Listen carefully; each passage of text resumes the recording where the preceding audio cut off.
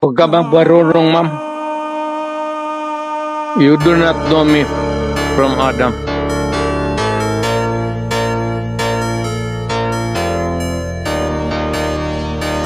Nalaman natin meron talagang reward system at merong pinanggagalingan yung pondo para dun sa reward system.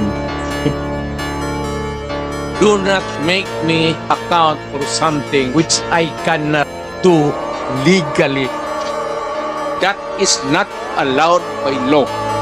You are asking as if you are from the COA.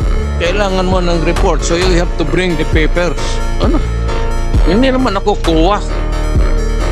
Ako po kasi nagtatanong dahil ako po ay pinapapatay ni dating Pangulong Duterte. Eh, kung pinapatay kita, bakit buhay ka pa ngayon?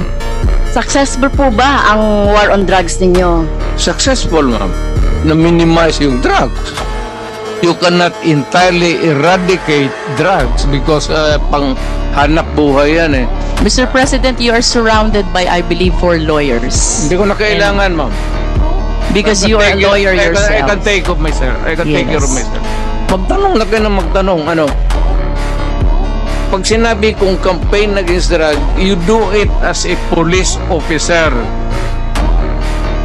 Nag-aral ka naman ng 2 years basic, sinunod mo lahat, you should follow. Not if you go out of the way, I cannot answer for you.